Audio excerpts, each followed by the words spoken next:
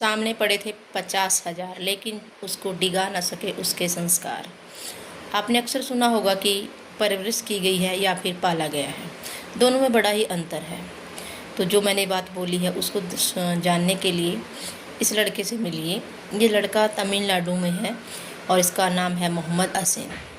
एक दिन ये सड़क से जा रहा था तो इसको 50,000 रुपये गिरे हुए मिले, तो इसने उठाए और पास में ही पुलिस थाने में जाकर वहाँ पर जमा करा दिए। पुलिस वाले बड़े हैरान थे उसको देख करके कि इतना छोटा बच्चा और कितना मतलब ईमानदार है। उसने कहा कि पुलिस वाले ने कहा कि कोई इनाम चाहिए, उसने कहा नहीं। तो पुलिस वाले ने पूछा कि आपने ये 50,000 रुपये क्यों नहीं रखे। तो बच्चे ने बड़ा ही मतलब ईमानदारी से उत्तर दिया। ध्यान से सुनिए। बच्चे ने कहा कि किसी व्यक्ति की ये बड़ी ही मेहनत की कमाई हो सकती है, तो मैं इसे अपने पास क्यों रखूं, इसलिए जिस व्यक्ति की भी होगी आप उसके पास पहुंचा देना। तो पुलिस वाले बड़े ही खुश हुए यह बात सुन करके। तो उन्होंने कहा चलो ठीक है, आपको इनाम के रूप में कुछ तो दिया जाएगा, तो आप बोलिए, अगर आपकी कोई इच्छा है तो आप उसे बताइए। तो बच्चे ने बड़ी ईमानदारी से बोला कि मैं सुपरस्टार अपने फेवरेट रजनीकांत जी से मिलना चाहता हूँ। तो पुलिस वालों ने रिक्वेस्ट की और रजनीकांत जी से उनकी जो मीटिंग थी वो फिक्स करवाई और फिर उनके साथ बातचीत भी करवाई। रजनीकांत जी ने उनको अपने गोद में बिठाया और सारी कहानी सुनने के बाद उन्होंने कहा कि बेटा, मैं तुम्हारी शिक्षा का पूरा खर्चा उठाना चाहता हूँ और जितनी भी तुम शिक्षा प्राप्त करना चाहते हो सारी मैं व्यवस्था करूँगा, तो तुम्हें बस शिक्षा ही ग्रहण करनी है।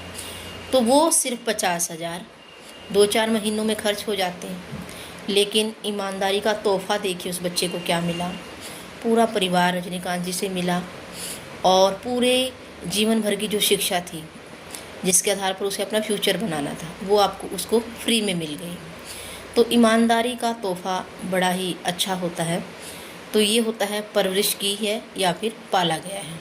तो सलाम है ऐसे माँ बाप को जिन्होंने ऐसी परवरिश की अपने बच्चे की कि उसके सामने 50,000 रुपये भी पड़े थे, लेकिन फिर भी उसके ईमान को, उसके संस्कारों को, उनके विचारों को डिगा नहीं सका।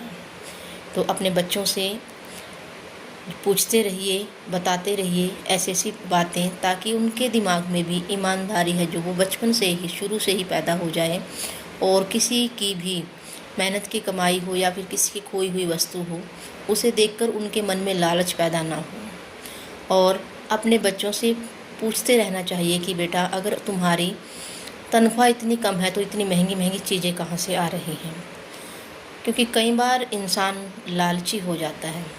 अगर समय पर रोका टोका ना जाए तो उसके वो खून में बस जाती हैं चीज़ें। तो हमेशा अपने बच्चों से इस तरह से बातचीत करते रहें ताकि आप उनकी सच्चाई से वाकिफ़ होते रहें और अपने दिए हुए संस्कारों पर आपको कोई भी शर्मिंदगी न हो। तो बड़ी ही अच्छी कहानी है। कहानी तो नहीं है, ये असलियत है। तो बहुत ही एक शिक्षा देने वाली है। हमें भी अपने जीवन में इसको फॉलो करना चाहिए, चाहे छोटी वस्तु हो या बड़ी हो, हमें कभी भी लालच नहीं करना चाहिए।